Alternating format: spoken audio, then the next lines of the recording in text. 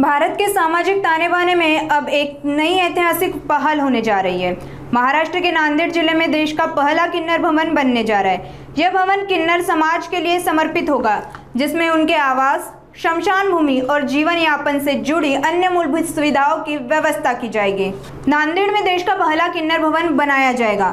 सांसद डॉक्टर अजित गोपछड़े ने महड़जा क्षेत्र में प्रस्तावित 3.5 एकड़ भूमि का निरीक्षण किया। इस भवन में रहने की सुविधा, शमशान भूमि और सामाजिक सेवाएं उपलब्ध होगी। डॉक्टर गोपछड़े ने कहा कि यह केवल एक इमारत नहीं, बल्कि तृतीय लिंग समुदाय के लिए एक सम्मानजनक और सुरक्षित जीवन की दिशा में बड़ा कदम होगा। संपूर्ण भारतामध्ये आमचा हा जो तृतीयपंथी भगिनींचा जो मोठा समूह आहे भारतातला, खरं तर प्रधानमंत्री मोदीजींच्या स्वप्नामध्ये आणि या राज्याचे मुख्यमंत्री देवेंद्र फडणवीस साहेबांच्या मनामध्ये या किन्नर भगिनींच्या बाबतीमध्ये एक मनामध्ये खूप मोठी आस्था आहे आणि भक्ती पण आहे। खरं तर यांच्यामध्ये शंकर आणि पार्वतीचा वास असतो, म्हणजे यांना अर्धनारी नटेश्वर म्हणले जाते। आणि जुन्या काळामध्ये एखादी शुभ गोष्ट करायची असेल तर यांना बोलावून घेऊन भूमिपूजन करायचे, यांना बोलावून घेऊन राजे महाराजे युद्धाला जाण्यापूर्वी यांच्याकडून आरती वाळून आशीर्वाद घ्यायचे। बाळाचं नाव ठेवायचं असेल तर यांना बोलून घेऊन बाळाच्या नावाचा पाळणा यांच्या हाताने हलवायचे। ही प्रथा आमच्या हिंदुस्थानात अनेक काळापासून आहे। पण हा समाज पीडित राहिला, वंचित राहिला, समाजापासून वेगळा राहिला। त्यामुळे माननीय पंतप्रधान मोदीजी आणि माननीय देवेंद्र फडणवीस साहेबांनी या समाजाला एक चांगला न्याय मिळावा आणि या समाजाला त्यांचे स्वतःचं घर, त्यांना रोजगार, त्यांना स्वतःचं आश्रयस्थान मिळावं म्हणून आज नांदेड जिल्ह्याचा राज्यसभा खासदार म्हणून मी आज आमच्या नांदेड जिल्ह्याचं भूषण आहे।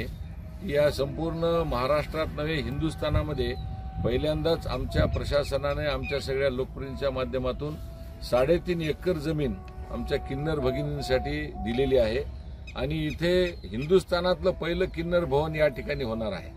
त्यामुळे या किन्नर भवनामध्ये त्यांच्या हक्काची स्मशानभूमी राहील, सामूहिकदृष्ट्या त्यांच्यासाठी एक 40-50 खोल्या राहतील, त्यांच्यासाठी स्वतंत्र असा एक सांस्कृतिक त्यांचा हॉल राहील, त्याला अटॅच टॉयलेट, बाथरूम, 1 BHK सारख्या अशा खोल्या राहतील।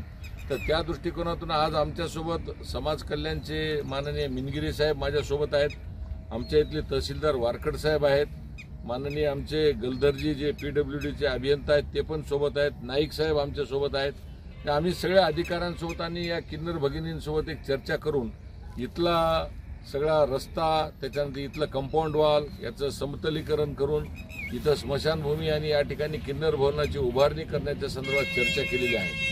आणि निश्चितच आमचे पालकमंत्री अतुल सावे साहेब यांच्या माध्यमातून DPDCतून या किन्नर भवनासाठी आम्ही एक निधी आरक्षित करून घेऊ, नाविन्यपूर्ण योजनेतून त्यांना स्मशानभूमी पण देऊ आणि या मंडळींना स्वतःचा निवारा करून देण्याच्या संदर्भात मी खासदार म्हणून या भागातला असल्यामुळे ह्या वंचित समाजाला आमच्या समाजाशी जोडण्यासाठी आज आम्ही सगळे अधिकारी मिळून आणि आमच्या किन्नर भगिनी मिळून त्यांच्या गुरुमाया आहेत, त्या सगळ्या गुरुमायांना घेऊन आम्ही आज या जागेला भेट दिली।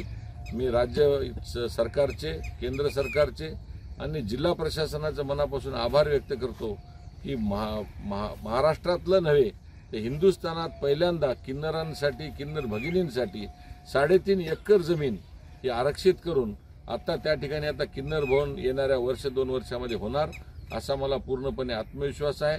माझ्यासोबत आलेल्या सर्व अधिकाऱ्यांचं मी मनापासून आभार व्यक्त करतो की त्यांनी देखील अंतःकरणातून या किन्नर भवनाला पूर्णपणे मदत करण्याचं आश्वासन दिले। त्याच्यामध्ये समाज कल्याण अधिकारी आहेत, आमचे तहसीलदार आहेत, आमचे BNC PWDचे अभियंता आहेत आणि माननीय कलेक्टर साहेब पण यासाठी प्रयत्नशील आहेत, पालकमंत्री साहेब आहेत, खासदार अशोकराव चव्हाण साहेबांच्या नेतृत्वाखाली आम्ही या किन्नर भवनाची निर्मिती करू आणि महाराष्ट्रामध्ये नव्हे तर हिंदुस्थानामधलं पहिलं किन्नर भवन नांदेड जिल्ह्याला मिळण्याचा मान आम्ही मिळवून देऊ।